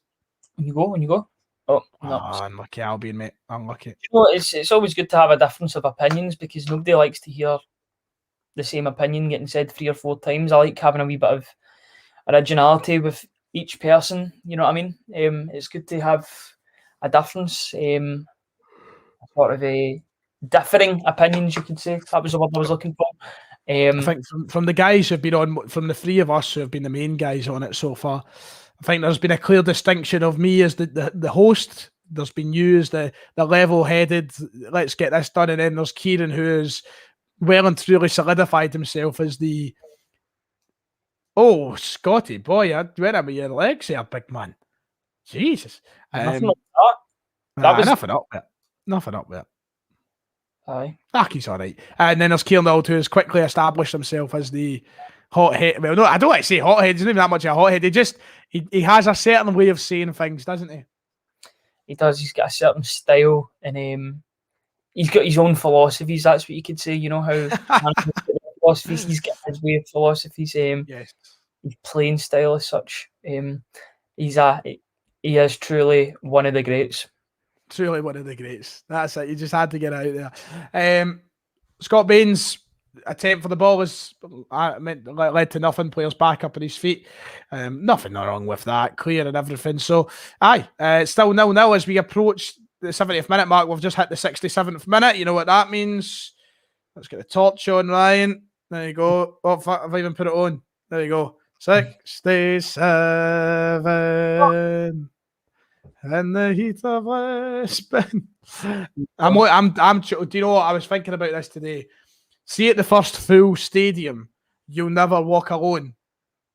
I'll cry.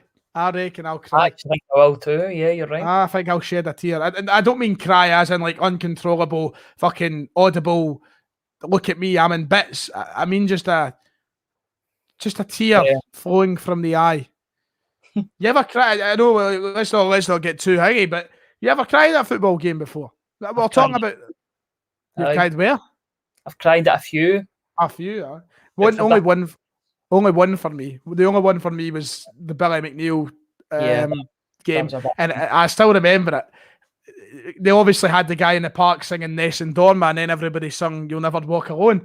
Yeah. And I was so there's three of us that go to the games together. Me, Kieran Auld, and my pal David. And Kieran Auld and David went for a pie and a drink, and I was like, no, I don't want to miss all the proceedings and everything. So I went up myself. I went up and sat myself, and they missed everything, and they were coming up just as the team were about to like start and all the rest of it. And as soon as I seen them, I had to just start wiping my eyes. I was like, all right, how you doing? I was it wasn't crying. Only real men cry. Real men cry. Yes. I'm trying to think of the games that I've cried at. I've cried at some games of how pish we were. Ross County in 2010 under Neil Lennon's interim charge. That was a bad day. Aye. Do you know I was an emotional wee guy?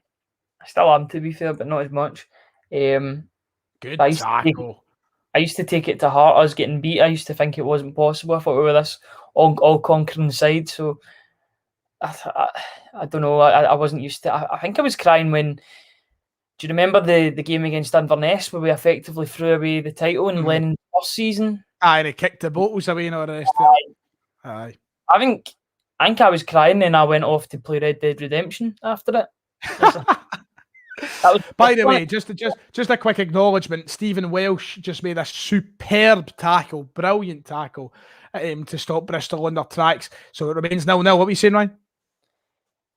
No, I was just blabbering on, mate, I'll be honest. The only other time I've been proper close, well, to be honest, it depends how you define crying at a football game, because I think when we won the Invincible treble and then the treble, not so much the double treble because it was finished at 2-0, but when we won the Invincible treble, we won the treble. I sat beside me and Kieran Auld were both ourselves at those games. Like David was separated from us, so it was just not the Invincible, but it was me and Kieran Auld, and I still remember like basically picking Kieran Auld up and giving a fucking huge hug, and like you could feel like the water in your eyes ever so slightly, but it was nothing more than that, nothing more than that. Nothing more than that. Nothing more to report on. Nothing more to report on. But I think the first treble was a great day. I think that's still probably one of the best days of my life. It's either the best or second best experience I've had at a football game. It's that and Lazio. They're Lazio away. They're the ones that I throw up there. So jealous that you went to that, mate. I didn't think I was going to make it back when the winner went in, because it was genuinely just a pile-on of bodies. Just as the goal went in, it was literally just everybody slipped in their arse. The ground was soaking, so everybody just slipped in their arse, and everybody sort of fell in their arse. Oh fuck it! I thought I had the back of the net there. It was brilliant. It was brilliant. Greg Livingston, I never cry because I'm a man. Real men cry. Best I've had is the night Tony Watt scored against Barca. Brilliant. I wish I was there. That's one I'm always jealous of. I wasn't there. I was never there. It wasn't an enjoyable game, like, because we were behind the ball for large portions of the game. But the way that it's when that second goal went in was just absolute bedlam. We deserved to win for the way we defended. Nuck Joris. I started greeting when I saw Rod Stewart greeting. Brilliant. Yeah, 72 minutes just about to tick over now. Still Bristol City 0, Celtic 0. It's not been a classic by any means. Celtic were very dominant in the first half. Second half, they've still been, I would like to say, the dominant side, but we haven't been as effective. You can see that we are tiring a little bit more. But, still over 15 minutes to go. It really could fall either way with Bristol's fresh legs, but I'm confident if any team was to walk out the winner here, Ryan, it would be us as we gather possession in the middle of the park. McGregor moves it forward and we lose the ball so quickly. That was a poor ball by McGregor, though, because it wasn't completely accurate. He had to start stretching for that. But no, it's been very bitty this second half, you could say. It's not flowed as well as the first half in some of our possessions of play, but no, I'd just love to see us score even just one goal. I cried at the heart. Celtic game, go 38 games unbeaten in the 67 display. I remember that was a great game. Very good game. Well, it wasn't a very good game, but that whole build up to it and all the rest of it was great. And of course, that sort of tension in the air. I remember going into the game, thinking to myself, we are definitely ending this season unbeaten. There's no chance we are losing today. But there still was that tension in the air, like, oh, what if we cock it up at the last step? You know what I mean? So that was an enjoyable day. It really was. You look back in those days, you're like, how good did we have it there under Brendan Rodgers? It's incredible. Yeah.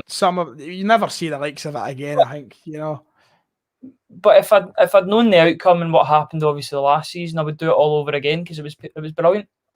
Aye. It really was an absolute pleasure to be supporting Celtic at that time. I mean, it always is, but more so then because the football was just incredible. We had a truly world-class manager in charge as well, which was great.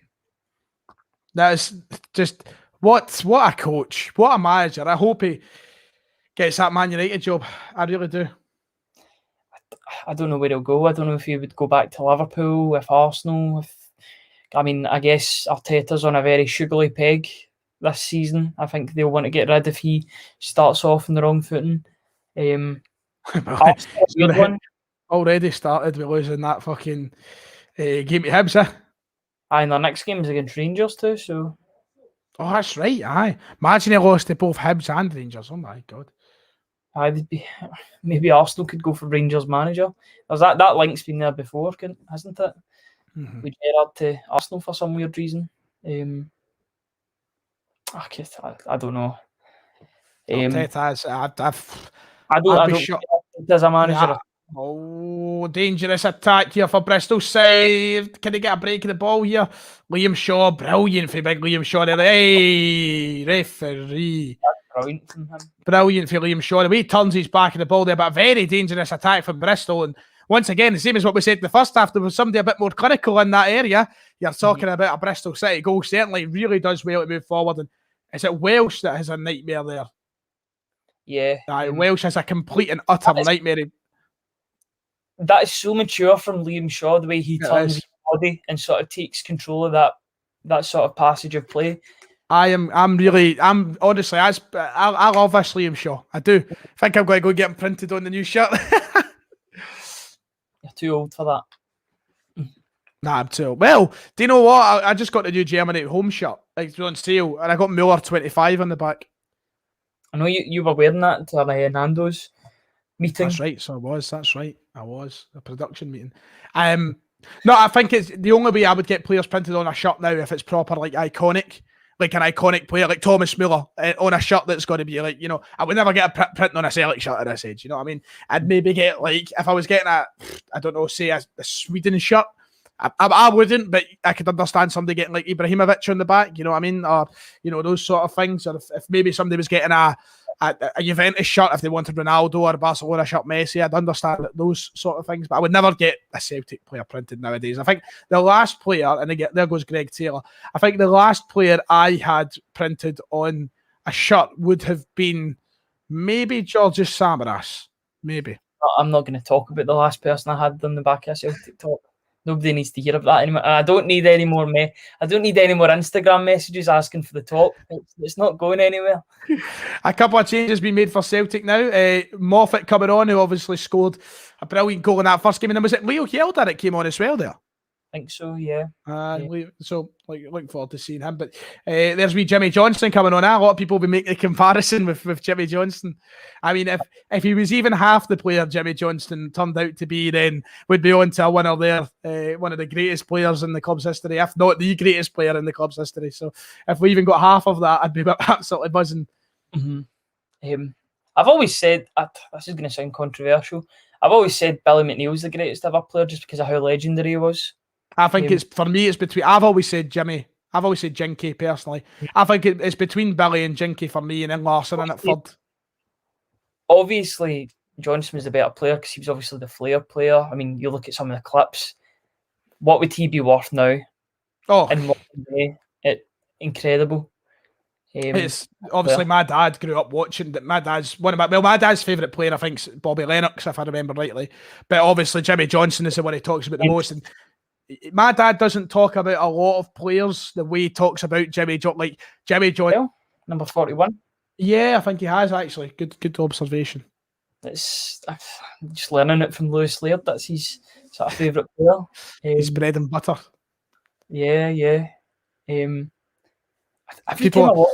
There's the big question. How old is your dad? Well, just to be perfectly honest, he's an OAP, an old age pensioner, at the ripe age of 163 years old. Joe, he's in his 70s now. Big Stevie, what a legend of the game, Stevie Fitzsimons. He really is a legend. He is. I'll say it again. He's truly one of the greats. One of the greats. I love that phrase, and he is fitting of that phrase, very much so. About 12 minutes left to play here at the Bristol's Red Robin Performance Centre. Whatever it's called. I'm just coming up with a new name every time. The WWE Performance Centre.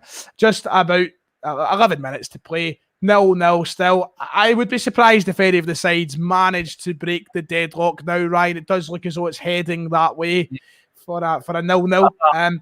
But look, I must admit, I've been happy with what I've seen. And now a goal, of course, would be great. But from the rotation and everything else, I think there's positives to take from it. Yeah, definitely. I've got to say this second half's been a bit of a snooze fest. A lot of passing, not really much happening, but no, it's another 90 minutes. Obviously, some of the players have played more than others, but it's good to get minutes in the legs for the players. And I think it's been a beneficial trip. Obviously, this isn't in Wales, but we've done a lot of our sort of work in Wales, so it's been worth it. And we'll be back to Celtic Park at long last. I just hope that honestly, me and Kieran Auld have been talking about this. If we somehow get drawn for any of the next few games, whether it's a 2,000 crowd or whatnot, I don't care if it's a friendly, don't care if it's a league, don't care what. I am getting absolutely rat-arsed. I couldn't care if it's a friendly against West Ham or whatever. I am getting rat-arsed. I'm going through the proper ritual. I'll go to the pub, go to the game, go back to the pub, see it out with a kebab at the end of the night. I am buzzing for it, Ryan. That sounds good to me. It'd be nice if we could actually drink in the grounds as well, wouldn't it? Yeah, it would be. I've always been a big. Look, I can perfectly understand, and I'm settled at the fact there will never be alcohol served at a derby game ever. I can understand that, but I still don't understand why they don't give fans the option. Celtic versus Hamilton, Celtic versus Ross County, Celtic versus St Johnstone. I know Celtic fans will probably end up getting to the point where they're fighting themselves, for fuck's sake, but it happens in every fucking ground in England, and their fans are hell of a lot worse than us, as if any recent events that they go by. So I'd like to see the day where they can get booze back in the grounds. It would be good. I mean, granted, we'd probably have to pay about £7 for a pint, but I would like to see it. Yeah, definitely. They also need to get their full fat Coke back on the menu as well, because they sell the Coca-Cola, obviously the drinks cartons or the drinks sort of the plastic that they use to hold the paper cup. The paper cup. They've got the sort of red original one. That's what they give you, but they don't have full fat Coke actually at Celtic Park anymore, which is just baffling to me. That's about Jamie Oliver and it up, innit? Yeah, I know, and they've done the same with that. And have you ever been to IKEA recently? They don't I have any... been to IKEA recently, but I've no. What have they? Oh, Robertson's gave him a right big foot with the elbow. But what have they done at IKEA? It's all just like flavoured water now. It's not even like Coke. Really? That was always the best part for me. Swedish meatballs at the end of the trip. Swedish meatballs, the ready salted crisps that you get, and the hot dogs as well. Have you ever had the Biscoff cake? I have not. Oh my! I'm really much of a cake person. Sorry, it's not Biscoff. Sorry, dime cake. Oh my god, it's amazing. To die for. That's how bad this game's got in it. We're talking about IKEA and dime cake. It doesn't look as though anybody is going to break the deadlock. What we'll do is we'll get to the end of this game and I'll quickly end the stream and then I'll put the stream back up just with a different title so they can do a 10-minute version of a kind of match review sort of thing. So if you are watching and you're planning on watching to the end of the game to get a full game recap in case you have joined late or you just want to hear our general opinions, stay with us. This stream will end and then we'll be shortly back on the air to do a match review, which will only take 5-10 minutes, but it's good to just get that content up for people who might want to watch back later on tonight or tomorrow when they've got the time. Instead of having to sift through a 2-hour stream to find out. I was thinking about that the other day when we did it, Ryan. I was like, Christ, if people want to come to hear a review of what's happened, they'll have to sift through 2 hours of our shit. I've got to say, mate, I'm starting to feel the yawns, man. This second half has been so rubbish. It's been so poor. And I don't know if it's because the fluidity was lost when Mikey Johnson and Dembele came off. But we just don't seem to have that same width that we did at the start of the game. Mm-hmm. Yeah. It's not been a great watch. It's definitely been the worst one out of the 3, I would say. Well, we've got about 7 minutes left on the clock, 6 minutes left on the clock. And thank God for that. We can quickly get to the end. It's just with every passing moment, though, as poor as the second half has been, with every passing moment, I get more and more excited because we are heading towards the start of the actual season. But at the same time, I'm like, oh well, we need signings for the actual season. But there is just that drawing factor of the football being back. We could talk more about the new signing, obviously, because we mentioned them at the start, but we've not really mentioned them apart from maybe at half time. Yeah, we'll bring him up at the moment because Lucy Ellis just put the chat. Aberdeen are apparently having 5,600 fans at their Conference League game next week. What sort of percentage is that with Pataudry? Well, they're about 20,000, aren't they? So about a quarter? Nah, not bad. I think about 21,000. Yeah, so we did make that signing today. We brought in Liel Abada from Maccabi Peta Vita or something like that. I can't remember the exact name of the team. the disrespect, man. Wait a minute. I don't mean to be disrespectful, but we've brought him in, the Israeli winger. He has signed. He will be one of Celtic's new players heading into... What are you doing? Is that Connor Hazard? What are you doing? Fucking hell. Do you see that there? Yeah. It's Maccabi Peta Tikva. There you go. I got it. I was close. I wasn't that far off. I said Maccabi Pitaveta or something like that. I wasn't that far off. No. But Abada, I'm looking forward to seeing him. From the clips I've seen so far, it looks like he could be a right handful for defenders. It looks as though he likes to cut inside. He's got a good finish on him. He's got flair. I think he could be of great use to us, right? Yeah, definitely. It seems very... I don't know, the sort of response is very mixed because you've got the more analytical people saying, I don't know why we're signing him. And we've got other guys that have he scores lots of goals. But the thing, at the end of the day, he's only 19 years old, so he's not even going to be near the finished article yet.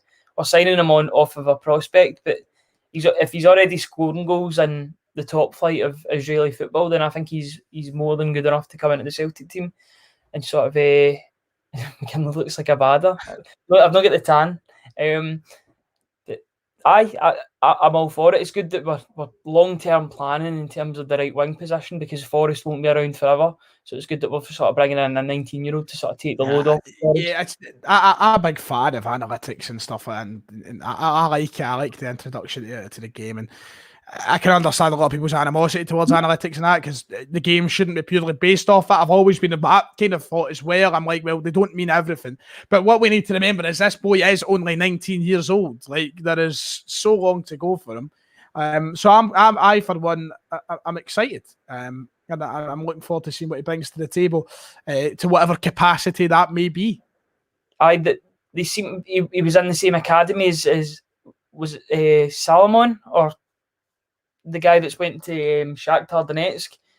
He always seems to rip apart Scotland whenever he plays him. So if he's similar to him, then we're on to a winner, I would say.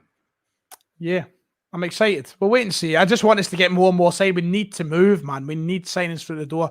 We are putting so many big question marks around what's going to happen at the start of the season for what is meant to be a rebuild. My picture back in February when Neil Lennon left, my picture of a rebuild was that we would actually have like 5. Fucking hell, Bristol came close there. I think that my idea of a rebuild was, okay, we're going to bring 5, 6 signings in through the door to start off the season, and we've had 2, one in a free transfer. It's not quite the rebuild I was anticipating. Although I read the sort of article from Celtic, and they said that there's been 3 players in, because they're actually counting Liam Shaw as one of the players that came in under Ange Postecoglou, even though he was signed in February. When Neil Lennon was still in charge. Aye. So I think it's only been 2. I don't think it's been... Fucking hell, Hazard. Jesus. He's brave there, eh? I know. He's trying to get us more excited for this game, isn't he? Ah, he's trying. I feel the eyes shutting. They're just like slowly shutting over like that, just getting there. As we get towards the end of the game, 88th minute, will there be... That's a handball, referee. Aye. Good. As we get towards the end, let us know what you've been thinking in the chat, please. It would be greatly appreciated. Of course, as I said a couple of times throughout, if you haven't already, please, it only takes a second. It's completely free. Hit that subscribe button, hit that like button. It helps the channel grow. It is massively appreciated. So if you haven't already, please make sure to do that. We're on the road to 30,000 subs, which is absolutely mental. I never thought we'd ever be at that point. So please make sure to hit that. And let us know what you think of the watch-alongs. If you've enjoyed me and Ryan's chat today, it's good to just have a bit of fun, Ryan. Have you enjoyed yourself? I really have. Yeah, it's been good. It's definitely been more entertaining than this game. Some of the topics that we've talked about. Can't believe we've talked about IKEA and Coca-Cola during a Celtic game, but we've got to play the cards that we've been dealt, or play the hand that we've been dealt. So we'll go with it. Robertson went quite away with the ball there, but Bristol City did deal with it at the end. But he carried it quite well there towards the last sort of touch. So it was good to see. Yep. I wonder what his sort of plan is for this season. Is he going to stick around? Is he going to play for the Colts? Is he going to go out on loan again? I don't really know where his situation is. But he looked good a couple of years ago against Cluj. So there's definitely a player there. I can't believe Conor Hazard still plays for Celtic. He got a new 4-year deal, mate. Just fucking baffling. I know. He was absolutely dreadful in that cup final. Now, I know he saved penalties, but he was the reason we went to penalties as well, because he was flapping about. Barkas wouldn't have done as bad. And there's the full-time whistle. It ends here at the Red Robin Performance Centre. Nigel Pearson's Bristol managed to hold out for a 0-0 draw. A very boring second half. Means that we don't make it free for 3 wins, but we do remain unbeaten in pre-season, Ryan. Don't go anywhere. I'm going to just quickly switch it over just now. Thank you for joining us in this live watch along, though. If you do want to stay with us, we will literally be live back here at the same area in the space of 5 minutes. So please stick around and we will do a full-on review of the game. We'll just stretch our legs a wee bit, get a breather, get a drink of water, and we'll be right back with you. So I will see you all in about 5